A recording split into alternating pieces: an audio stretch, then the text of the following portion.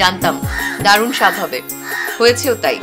নিজে রান্না করে খেলেই বুঝবেন, একটুও বাড়িয়ে বলছি না।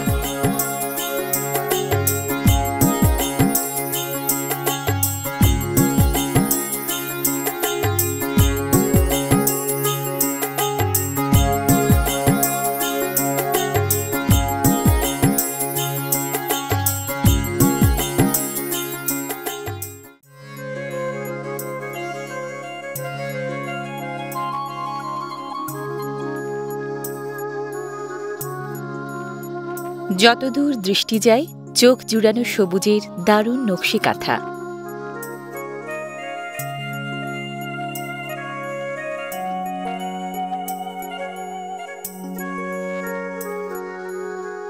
সুজলা সুফলা শস্য শ্যামলী জনপদের নাম লালমনিরহাট।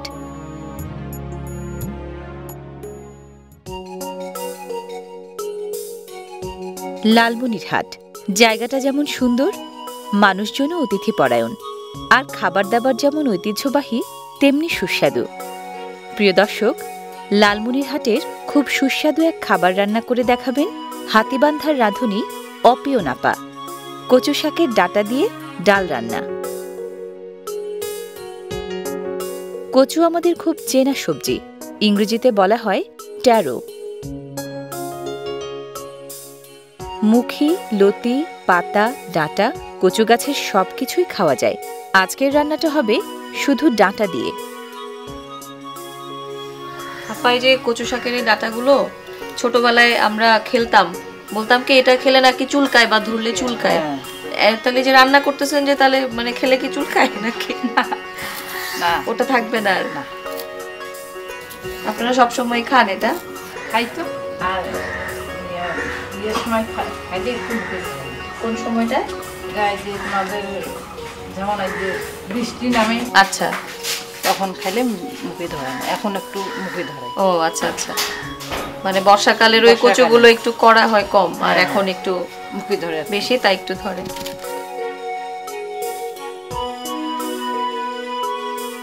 ক্যালসিয়াম অক্সালেট থাকার কারণে কচু খেলে কখনো কখনো গলা চুলকায়।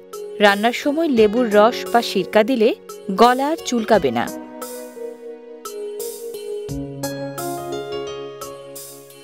আপনারা বটি দিয়ে কাটেন না আপা? আমাদের কাটা দিয়ে, আমাদের বটি দিয়ে কাটি। তাই? কি বলে এটাকে? এটা করে কাটার। কাটার? হ্যাঁ। ও, এই অঞ্চলে আপনারা এটা ব্যবহার করেন? হ্যাঁ, আমাদের এই অঞ্চলে এইটা ব্যবহার। বিনা যত্নে যত্রতত্র জন্মালেও কচুর পুষ্টি ও ঔষধি গুণ বিস্ময়কর।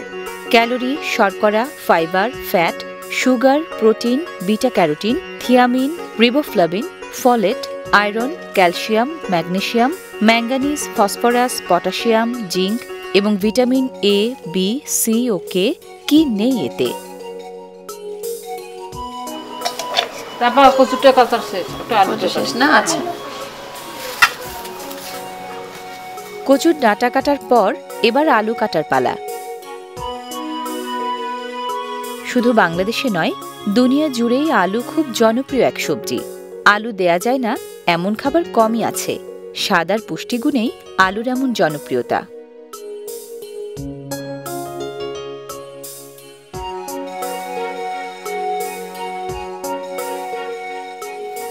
কোন আলুটা বেশি খান আপা আপনারা? তো এটাই আলু খাইবে। এগুলো আবার যে ছোট ছোট গোল গোল আলু, ওটাও দেখলাম। ভর্তা মজা লাগে কোনটা দিয়ে? ভর্তা মজা লাগে দেশি আলু দিয়ে, মানে ছোট ছোট। সারা বছরই পাওয়া যায় এগুলো? সারা বছরই পাওয়া যায়। আলুর চাষটা সারা বছরই হয় এখানে? বর্ষার সময় তো হয় না? বর্ষার সময় হয় না, কলেজটা ঠিয়া দেয় বস্তা। আচ্ছা আচ্ছা, পাশে নিয়ে আসে, আমি বিক্রি করে। আর কি কি ফসল হয় আপনাদের এদিকে? এখানে হয়তো মূলো হয়, বেগুন হয়। তারপর এটা একটু চাকি চাকি করে কাটি, একটু চাক চাক করে কাটতে হবে। হ্যাঁ, ও আচ্ছা, এইভাবে না? শর্করা বেশি বলে আলু নিয়ে নানা রকম ভুল ধারণা আছে। আলুতে কিন্তু ফ্যাট প্রায় নেই বললেই চলে। আলুর ক্যালসিয়াম ও আয়রন হার্টের অসুখ ঠেকায়, পটাশিয়াম উচ্চ রক্তচাপ কমায়, প্রোটিনাস ইনহিবিটর ক্যান্সার ঠেকায়। সুগারের মাত্রা নিয়ন্ত্রণ করে বলে আলু ডায়াবেটিক রোগীর জন্য উপকারী।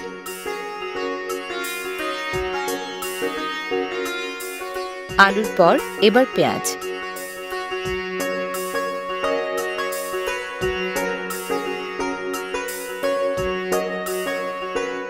পেঁয়াজ ছাড়া বাঙালির রান্না চলে না, বেশিরভাগ রান্নাতেই পেঁয়াজ লাগে।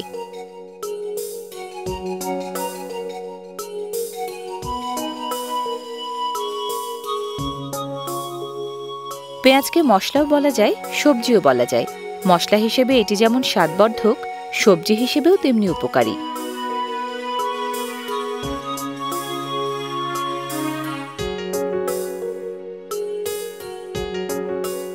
পেঁয়াজের পর এবার কাঁচামরিচের পালা।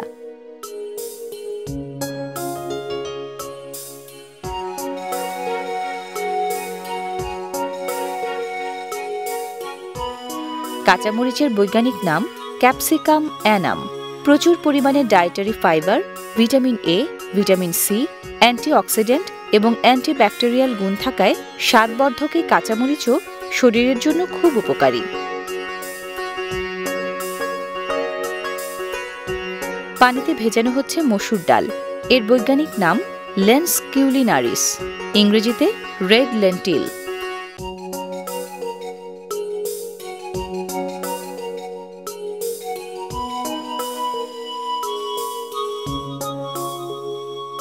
পানিতে এবার ধোয়া হচ্ছে কেটে রাখা কচুর ডাঁটা। হৃদরোগ, stroke, colon cancer, breast cancer, রাতকানা ও ছানি পড়া প্রতিরোধে, রক্তশূন্যতা, রসবাত, অ্যাসিডিটি ও কোষ্ঠকাঠিন্য নিরাময়ে, দেহের বৃদ্ধি ও কোষ গঠনে এবং হাড় ও চুলের ভঙ্গুরতা বন্ধে দারুণ ভূমিকা রাখে উপকারী এই কচু।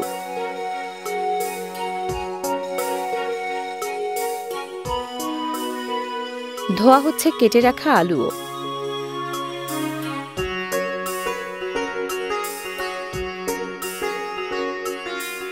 পর্যাপ্ত ক্যালোরি, শর্করা, আমিষ, স্নেহ পদার্থ, খনিজ পদার্থ, পানি ও আঁশ থাকায় আলুও একটি সুষম ও পুষ্টিকর খাদ্যশস্য। ভুট্টা, গম ও চালের পর তাই আলুটাই বেশি খাওয়া হয় বিশ্বজুড়ে।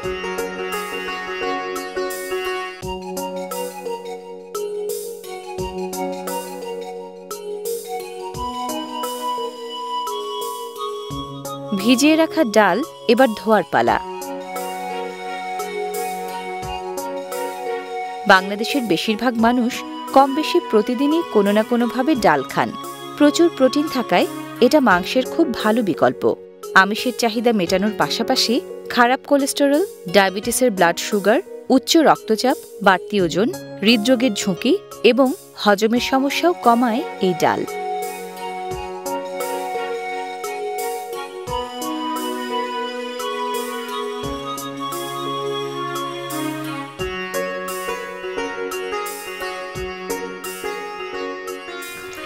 শেষ, ধোয়া শেষ, এবার রান্না।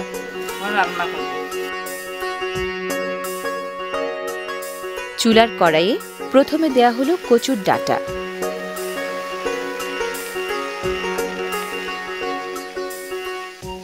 এরপর আলু,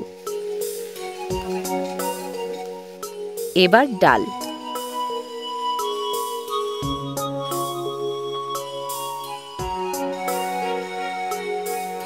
ডালের পর পেঁয়াজ কুচি। এবার পর্যাপ্ত পরিমাণে কাঁচামরিচের ফালি, লবণ পরিমাণ মতো, খানিকটা হলুদ গুঁড়া। এবার বাটা মশলা।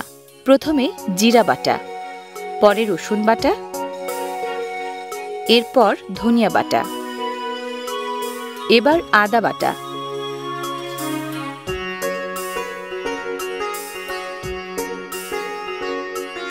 কষানোর জন্য তেলও দেয়া হলো পরিমাণ মতো। সবকিছু নেড়েচেড়ে দেয়া হচ্ছে ভালো মতো।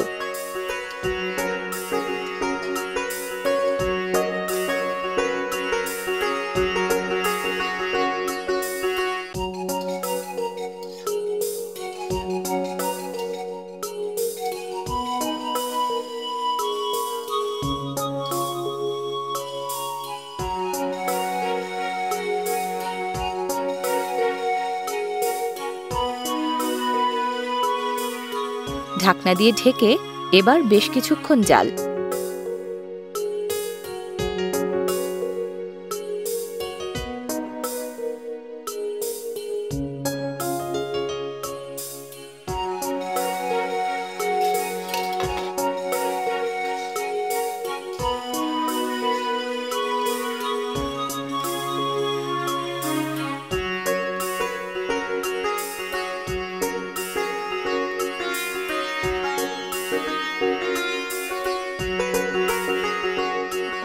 এখন পানি সহযোগে কষানো।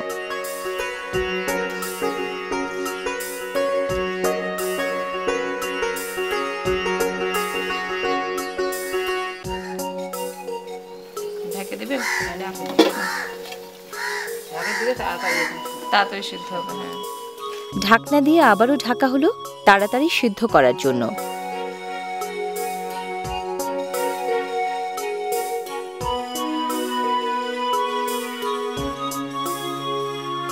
সিদ্ধ হলেও প্রতিটি উপাদান অক্ষতই আছে।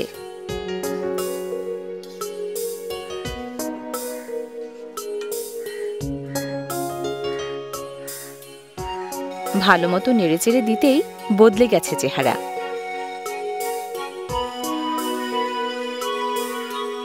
পানি দেয়া হলো আবারও।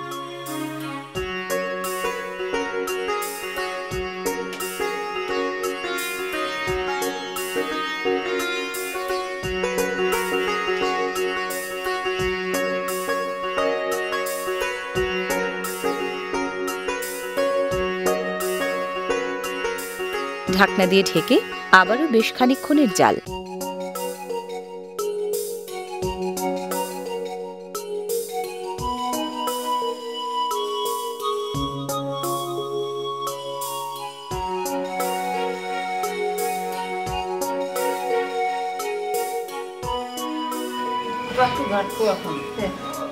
সুস্বাদু ডাল রাঁধতে গেলে যে কাজটি না করলেই নয় এবার সেটি। হ্যাঁ, ডাল ঘুটুনি দিয়ে ঘোঁটা হচ্ছে ডাল। ডাল ঘুটুনি দিয়ে ঘুঁটলে ডালের ভেতরে থাকা সব উপাদান ভালোভাবে মিশে যায়। এর ফলে স্বাদ এবং সুগন্ধ দুই বাড়ে।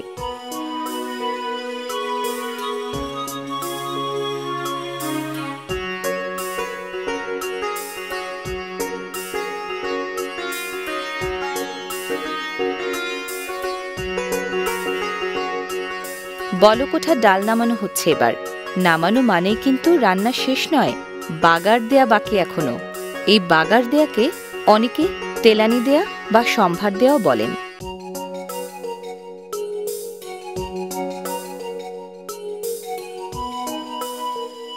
বাগার দেওয়ার জন্য প্রথমে পেঁয়াজ কুচি ভাজা হবে তেলে।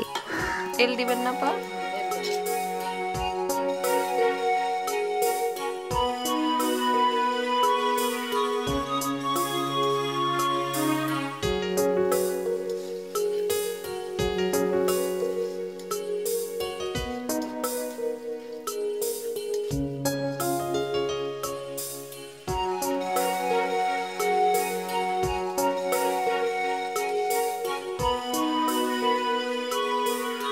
ভাজা পেঁয়াজ কুচির রং বাদামি হওয়ার পর খানিকটা পাঁচ ফোড়ন। এবার ঢেলে দেয়া হলো সবটুকু ডাল।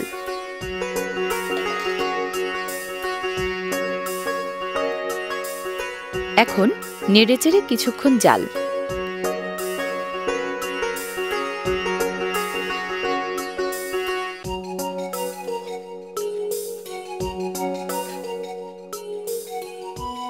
আপা হয়ে গেছে, একটু নামাই।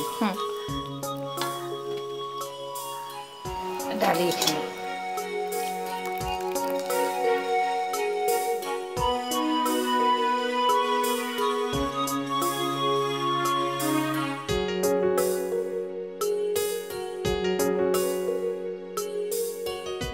কচু শাকের ডাঁটা দিয়ে সুস্বাদু এই ডাল রাঁধতে লাগে কচু শাকের ডাঁটা, মসুর ডাল, আলু, পেঁয়াজ, কাঁচামরিচ, মরিচ গুঁড়া, হলুদ গুঁড়া, পাঁচফোড়ন, পেঁয়াজ বাটা, রসুন বাটা, আদা বাটা, জিরা বাটা, ধনিয়া বাটা, তেল ও লবণ। যথারীতি এবার পরিবেশনের পালা।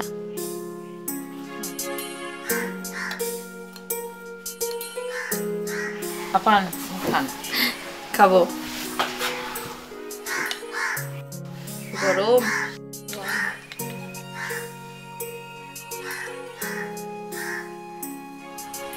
আপা খুব মজা। ভালো হয়েছে। হ্যাঁ, ওই যে কচু শাকের কি ডাটা, তারপরে যে আলু সব মিলে অন্যরকম একটা মজার স্বাদ হয়েছে। বাহ, জানতাম দারুণ স্বাদ হবে, হয়েছেও তাই। নিজে রান্না করে খেলেই বুঝবেন, একটুও বাড়িয়ে বলছি না। প্রিয় দর্শক, লালমনিরহাটের এই ঐতিহ্যবাহী খাবার কচু শাকের ডাটা দিয়ে মসুরের ডালের অসাধারণ স্বাদের রসনা মিটিয়ে আজকের মতো বিদায় নিচ্ছি। আবার দেখা হবে অন্য কোনো জনপদে অন্য কোনো মজার আইটেম নিয়ে। সে পর্যন্ত ভালো থাকুন সবাই। আপা আপনি একটু খাবেন না? না না, আপনি তো রান্নাই করেন। আপনি খান।